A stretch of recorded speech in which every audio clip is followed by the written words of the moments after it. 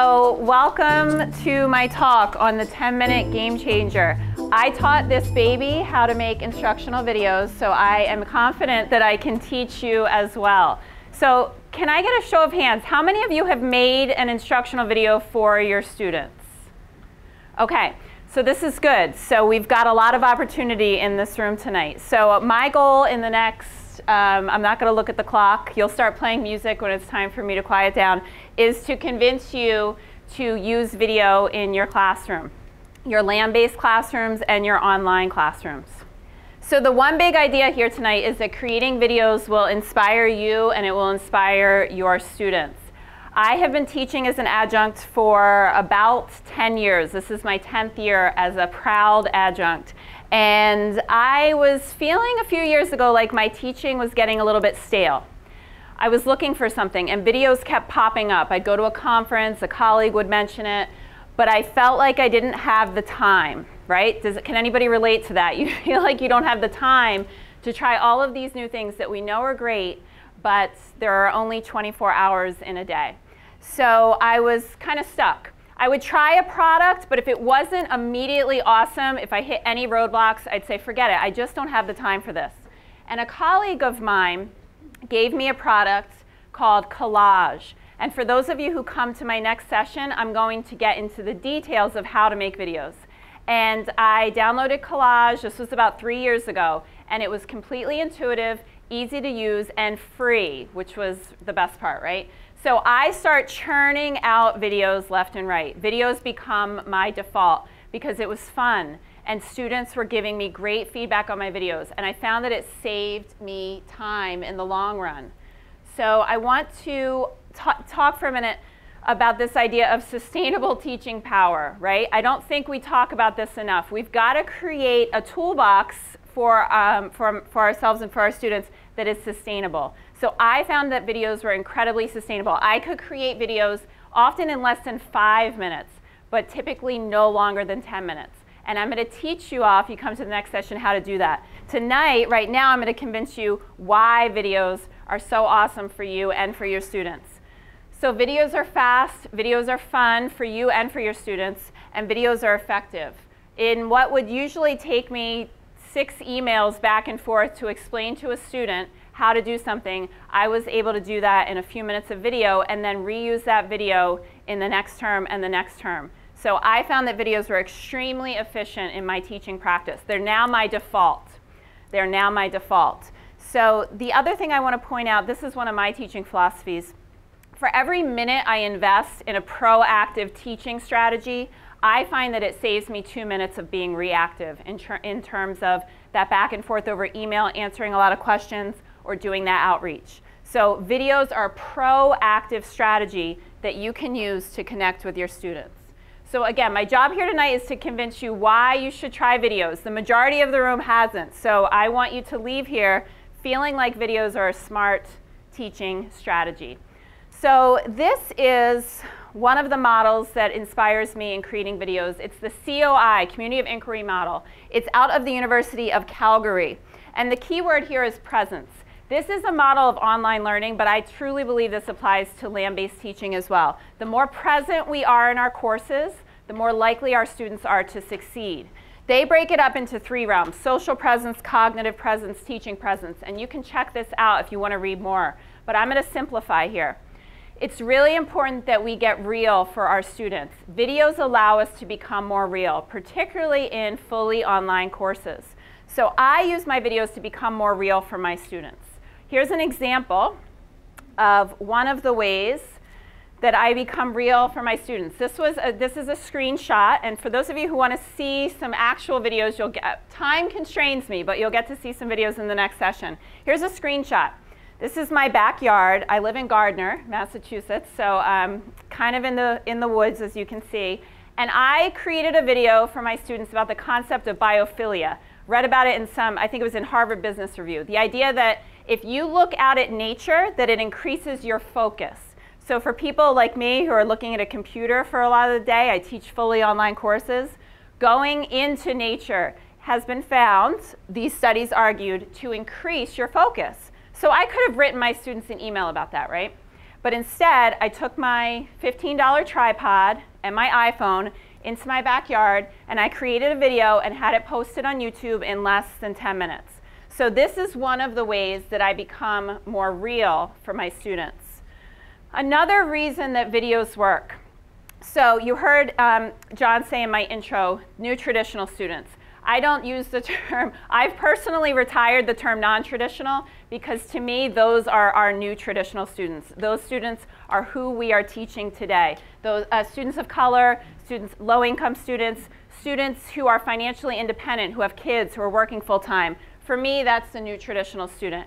And this theory, validation theory, is one of my back pocket theories, right? So we all maybe learned a lot of theories in grad school, that some of them are on a shelf somewhere. This is one of my back pocket theories.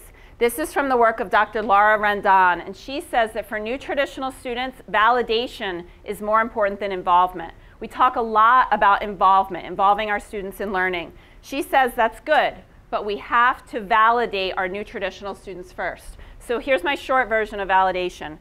Rendon says validation looks like this. A caring adult on campus, a faculty member, an advisor, somebody in the co-curriculars, somebody saying to a new traditional student, you can do this and I am going to help you. You can do this and I'm going to help you. That's validation. And Rendon found that for new traditional students, when somebody on campus did that, these students were more likely to persist and succeed. So this is what I do in my videos. This is what I do in my videos. More so than informing, I try to inspire and motivate.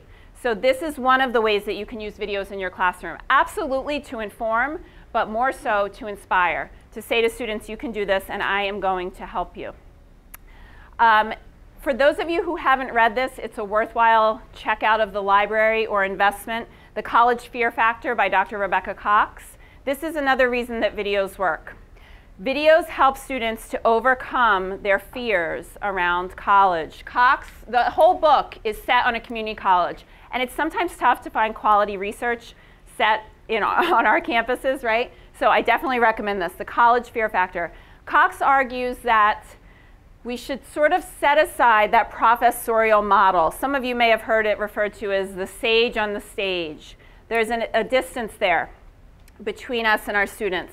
She says for that new traditional population, the community college population, we need to shift to a more relational model. She says everything hinges on relationships. Somebody connecting with a student to help them overcome their fears. This is one of the ways that I use videos. I use it to help my students overcome their fears, to coach them and support them and validate them. So in short, here's the short version of that. For the 21st century educator, the #1 line on our job description reads care. And that's how I use videos. Videos work because they're a chance for us to demonstrate care for our students, particularly in fully online classes. This is really important that we demonstrate care. And because of the online medium, videos help us do that. So I'm pretty much obsessed with brains these days. I'm in a yoga teacher training program, so we learn a lot about the mind body. And it's interesting sometimes that we don't often talk about the brain. You'd think we'd be talking about it constantly as educators, right? The brain's like, I'm a pretty big deal, don't forget about me. This is another worthwhile read, Brain Rules by John Medina. He's a neuroscientist. So he shares some rules for how our brains learn. He says we don't pay attention to boring things. Can anybody relate to that, right? We all zone out. We all look at our phone when something's boring us. This is why videos work. This is how I use my videos and harness my videos to get students' attention. I find personally that when I'm looking at an email this long full of text that I am less engaged. When somebody creates a video for me to watch, I'm more engaged. I'm more attracted to interesting things. And here's a brain scientist saying, yeah, that's how we're wired. Medina also says that we learn best when more senses are stimulated. But the important takeaway is vision trumps all. Here's a brain scientist telling you this. Vision trumps all. So think about videos. Do you want to send an email, or can you present that in a different way to stimulate more of student senses? This is how I use video. This is why I use video, because I'm connecting with more senses. Another brain scientist and educator, Dr. Marielle Hardiman, she's out of Johns Hopkins. She wrote this book, full disclosure, it's targeted for K through 12. This is one of my all-time favorite teaching books. She maps out how we learn, again, like Medina, how our brains learn best.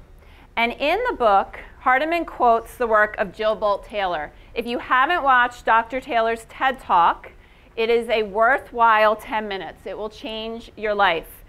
Dr. Taylor had a stroke, and she's a neuroscientist. So as she was having her stroke, she was sort of researching her stroke experience. Mind-blowing stuff. And Taylor says, although many of us may think of ourselves as thinking creatures who feel, biologically we are feeling creatures that think. I love this quote. This is a brain scientist saying we are feeling creatures. So think about that in terms of your teaching. What does that mean for our teaching? I use my videos to connect with students on that emotional level. I use it to not only inform, but also to inspire. Another concept from this book is that we need to have novelty within structure. So Hardiman argues that students like to know what's coming, right? I'm sure all of you planned your courses out till the end of the term. You have that mapped out on the syllabus. You have a regular routine. And Hardiman says you're right on track there. She says we need to introduce novelty within structure or the brain gets a little bit bored. Novelty catches the brain's attention and it helps us to remember new concepts. Videos are a way that we can introduce novelty into our courses to catch students' attention. Hardiman also argues for the use of graphic organizers. If anyone has created a graphic syllabus, that is a really interesting way to present concepts to students. I'm sharing here with you a preview of some of the content you'll get in the next session. This is one of my favorite websites, and of course it's free. Very rarely do I recommend anything that's not free. www.texttomindmap.com. Hardiman says that our brains like to see connections between ideas. We have to help students make meaning. We can't just bombard them with information. We have to show how that information is related. So here's an example of a mind map that I created on this free website, going over some of the concepts that we're talking about. And the idea here is I would create a mind map for my online courses, and up in the top right corner, you would have my talking head video. So I'm presenting the information graphically. Brains love that. And I'm also showing my face, connecting with the senses, introducing novelty, and speaking in a way that engages students on an emotional level. So I'm hitting all of those things there that brains love. I could put this into an email, right? I could put it into a text-heavy email, but our brain's not going to like it as much. So another reason that videos work, this is out of design theory. Some of you may look at this slide and a name may come to you. Does anybody think of a name when they see this slide? The computer behind it. Who was obsessed with the way that his computer designs looked? Steve Jobs, yeah. So ascetic usability effect says that people prefer looking at nice looking things. They seem easier to use. Jobs was obsessed with this. This computer doesn't need to look like this. It doesn't need to have this slick effect, right? But Jobs felt like that was really important. So he says, this theory says, nice looking stuff seems easier to use. I find that videos aesthetically look a lot nicer in courses. When I'm enrolled in a course, a professional development course, and I see videos, I'm more likely to engage with them than I am a text-heavy announcement. So nice looking stuff seems easier to use. So that's the big picture for why videos work. I want to share with you the growing number of research studies. This is new. As you can tell from this room, not a lot of teachers yet, faculty, are using video in the classroom. But in my experience, what I've noticed at conferences, it's growing. I think we're going to see a lot more of this in the coming years. We're not where it's at the default for everybody, but it's growing, and you can be ahead of the game here. So I'm going to share some studies with you to give you some context. Here's one study that found that screencasts improve performance in remedial math. Is remedial math an area we need to do some work in? Absolutely. Screencasts are, just so you know, when you record your screen. You don't necessarily have to be on camera for that. Screencast is just recording your screen. Here's another study that found that increases in knowledge acquisition when faculty used video in the classroom were moderate. Okay, but student perceptions of a course where faculty introduced video, instructor created content, were overwhelmingly positive. So that's a good thing. We want students to enjoy their courses, right? Here's another study. Instructor-generated content is just overall awesome, okay? Satisfaction, student satisfaction increased when instructors introduced videos into the course. Student engagement increased. I loved this one, time.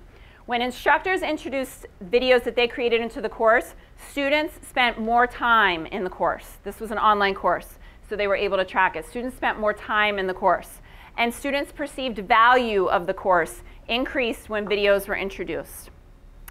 And I loved this, this study. They coined an acronym because we need more acronyms in higher education. IMVs. I'm not using this one yet. I'm going to make my own and try to make some money off of it. IMVs, instructor-made videos. And they found, again, overwhelmingly positive outcomes for faculty, for courses where faculty created videos and shared them with students. So I'm going to dig in deep with you all in the hour-long session and help you create your own video production system to get you over that hump. But here are some ideas for the large group of how you might use videos in your courses. Snow or sick days. My sister-in-law is a second grade teacher in Georgia, and tonight, with what we're getting outside, the entire, if you know anyone from the South, right, the entire state would shut down, right? So their school, her public school, has instituted a Learn from Home program, and there's online learning and videos involved in that. So that's one way that you can use videos. Midterm and final review. Field trips. I'm sure there's many different disciplines here tonight. If you're a nutrition professor, you can film with your iPhone in the supermarket, pulling something off the shelf and doing a teachable moment right in your grocery store, right? You won't get arrested. I've tried it, trust me. Other teachable moments. Does anything ever come to you outside of the classroom? You're reading the newspaper and you think, oh my gosh, I got to talk about this in class. You can create a video right then and there. Teachable moments, taking advantage of them. Announcements and discussion boards, whether land-based or fully online. Welcome week, a way to welcome students into the class, creating a welcome video. Video tutorials, I love these. They save me a ton of time because I can recycle them across semesters and saves me a lot of time with questions. And of course, lectures. And then last but not least, again, sustainability. We really want to seek out high impact practices. We want to get the most bang for our buck. If we're going to invest this in something as teachers and faculty, we want to know it's worthwhile. Another area along with videos that I'm seeing a lot of growth in, this is another one of my babies, it's a bit controversial, is texting our students. And there's some work out of the behavioral psychology field that these behavioral nudges via text translate into student success. So why not combine and text our students some videos that we've created to get the most bang for our buck. So if you want to check out some videos that I've created, in my intro, John mentioned that I have developed a Microlearning website. So I'm an adjunct and you're adjuncts. One of the reasons that I'm here, not just in this room, but on this planet, is to help adjuncts. I love adjuncts. I love you guys. I know how hard that you work, and I know it's not always easy to find the time to access professional development. So I created this website. It's in its infancy, so you would be a beta tester. Check it out. There is one complete course available, The Art and Science of Feedback. The course is linked to a digital badging system through Credly. So if you'd like, you can go through the whole course, earn a digital badge that you can then share on LinkedIn or your social media, or you can just pop in and view a couple videos. So this will give you a taste of the kinds of videos I'm creating and maybe give you some ideas for your own classroom. So if you would like to contact me, we don't have a ton of time tonight for questions, but you can check in with me after the session. You can tweet me at Karen Costa. This is another one of my websites, thezebracoach.com, and that is my email. So I am, I think, 2 minutes ahead of time. I want to thank you all for being here. I want to wish you, first and foremost, a very safe semester, and second to that, a very inspiring one as well. So thank you, and any questions, grab me on my way to the next session. Thank you, everybody.